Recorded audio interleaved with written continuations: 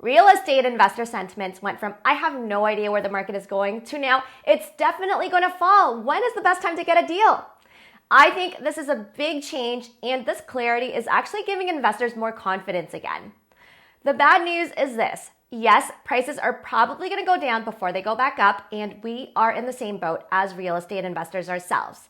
The good news is that there are a lot of investors in Toronto who have a lot of cash on hand and are ready to buy when the market goes down.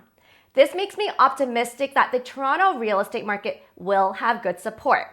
Now, some people also want to know if this discount is really a better deal since interest rates are much higher now and will keep going up over the next couple of months. So in this video, let's figure this out. Before I continue, if you enjoy content like this, don't forget to give this video a thumbs up and subscribe to our channel so you see more videos like this made specifically for real estate investors in Toronto. You probably already know that real estate returns come from rental income plus appreciation. As interest rates continue to rise quickly, freehold cash flows in Toronto, which have been slightly positive until today, will turn negative because rents haven't been able to catch up yet. But in the long run, what you will notice is that cap rate, which is basically your net rent yield, does tend to lag interest rates by a few months, but does follow its movements. This is because real estate investors don't have much room to move when it comes to their cash flow. When interest rates go up and cash flows change, one of three things will start to change to bring cash flows back to where investors are more comfortable with. One, prices will have to go down. Or two, rents will have to go up as landlords pass on higher costs. Or three, a mixture of the two would have to happen. In other words, in the medium term, rental income is pretty stable. And so if we compare similar properties in the same market, the entry price is what makes the bigger difference in returns. When you plot real estate prices on a chart, you'll notice that they tend to follow a trend line that shows how much average prices go up. Of course, the market can overshoot by 5 to 10% above the average, and it can also overcorrect by 5 to 10% below the average. To be honest, I'm in the camp of time in the market over timing the market. Things tend to average out over the long run, and timing matters less and less over time. If you get a 10% discount off of the average price and you hold on to the property for 20 years, you still beat the market, but only by an average of 0.5% per year. On the other hand, a 10% premium isn't that big of a deal in the long run either. If you have a shorter investment horizon, the entry price will matter more. Over 5 years, a 10% discount means you will make 2% more per year on average or 10% more after leverage. That's a bigger difference in my opinion, which is why many investors are waiting on the sidelines to grab deals. If you're also looking to enter the market, you might also be wondering, when's the best time to buy? So here are a few clues that might help you figure it out. Let's look at the trend line again. In the past few months, prices for investment properties have gone up around 10% above the trend line, but they are on its way down. So you can start keeping track of this, and when prices drop below 10% from the peak, you'll know that prices are likely dipping below the trend line.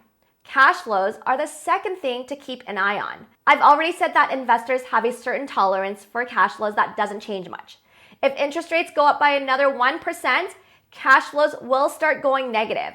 Remember that rents tend to lag interest rates by a couple of months, so prices will likely have to go down first to compensate for cash flows. Take a look at this example. At the current interest rate of 2.4%, a $1.25 million property will bring in positive cash flows of $150 per month. But if interest rates rise to 3.2% by July, then cash flows will drop to minus $270. So if we still want a similar cash flow level, prices will have to go down to $1.12 million, which is a 10% drop. Next, I would look at trends from month to month for more information. Prices don't usually go down for 1 month in a downturn. After data comes out for the first month, more people usually get scared off, so prices usually go down for a couple more months. If we look back to 2017, this is basically what happened. Both semis and condos in Toronto fell for 3 months straight before bottoming out and the market turns around from good news.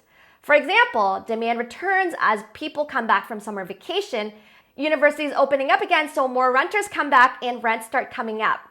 So again, you'd probably see a short window when things look really bad. Major rate hikes, rents stalling, and prices dropping from month to month. And that is when buyers will have the best bargaining power. Lastly, I want to say that nobody knows for sure where prices will go, and it's very rare to be able to catch the exact bottom. Also, remember that there's always pros and cons to entering at different times. When the market is more normal, cash flows are more stable, which means you will have better holding power on your investment, and it's technically less risky. Right now, you might be able to get a great deal, but holding power is weaker, and it is a riskier time to invest. As a safety tip, you might want to go with a higher down payment if you can afford it. This increases your holding power and lets you take full advantage of the discounts in the market. We'd recommend going with a variable mortgage so that when things settle down and your cash flows look better, you can refinance and pull out the extra money, which will improve your leverage and your returns. If you are interested in entering the Toronto real estate market and you want an expert team to help you figure out a plan on how to proceed, let's chat.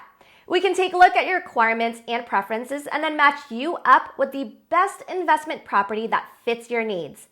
After we help you buy it, our team also provides renovations guidance, leasing, and property management if you need it. So just connect with us if you want to learn more about our services by heading to the link in the description below. Don't forget to give this video a thumbs up and look for us on Facebook, Instagram, or LinkedIn if you want to hear from us more regularly. I wish you all the best in your real estate and investing journey. Thanks so much for watching, and I'll see you in the next video. Bye.